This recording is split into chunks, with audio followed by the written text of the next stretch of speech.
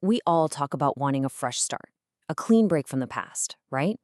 But what if a real fresh start isn't about erasing everything that came before? What if it's about building something new with it? Let's dig into the real architecture of a new beginning. So, this dream a lot of us have, it's this idea of tabula rasa, a blank slate. It's this fantasy that we can just hit a reset button and start completely empty. And when we're craving a fresh start, that's often what we're thinking about, a total wipe. But is a blank slate really what we should be aiming for? I love this quote because it just nails the alternative to that whole blank slate idea. It suggests that, yeah, the past happened, but it doesn't own our present.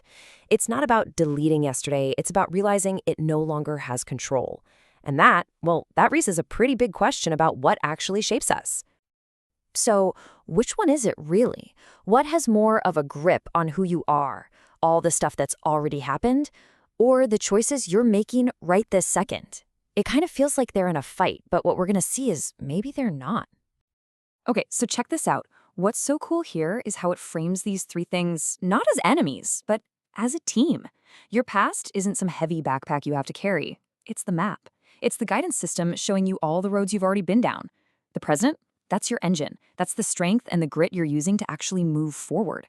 And the future, well, that's your compass. It's the desire that points you where you want to go. You see, you absolutely need all three to get anywhere meaningful. Right, so here's the big takeaway from that. We gotta let go of this idea of wiping the slate clean. Instead, let's think of ourselves as architects, okay? We're building a life, and you never start building a house on thin air. You always start with a foundation. And this is where that metaphor gets really powerful. Think about your past, all of it. The good, the bad, the wins, the absolute disasters. They aren't things to be ashamed of or erased. They're the old, weathered, but super strong bricks that make up the foundation of your house. They give you a real solid base to build on. All right, so we've got our foundation. What about the present? Well, our choices today, our perseverance, the actions we take right now, that's the fresh wood framing going up. It's built right on top of that brick foundation. This is the structure of our life taking shape in real time.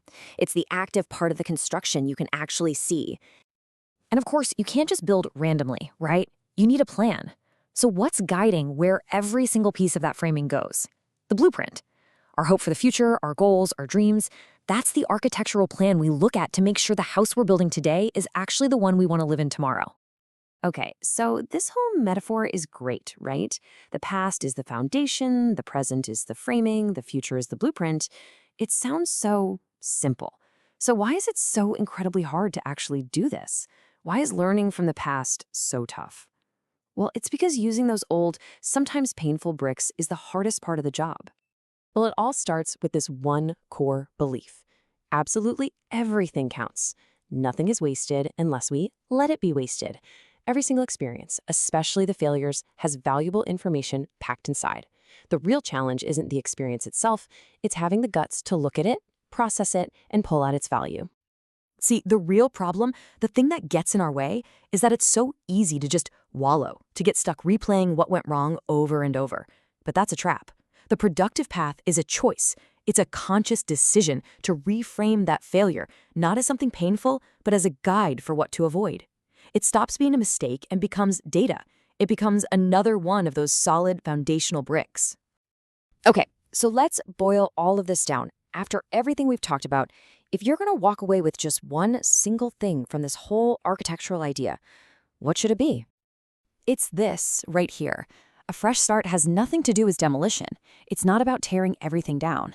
It's all about construction. It's not about pretending your past didn't exist. It's about having the courage to look at all the materials it gave you, even the cracked and broken pieces, and deciding to build something new and strong right on top of it all. And that brings me to one last question for you to chew on. We usually think of our biggest failures as the things we most want to forget, to erase. But with this new way of looking at it, what if that's totally backward? Think about your biggest failure, the one thing you wish you could just delete. What if that's not a flaw in your foundation? What if it's the cornerstone? What could you build with that?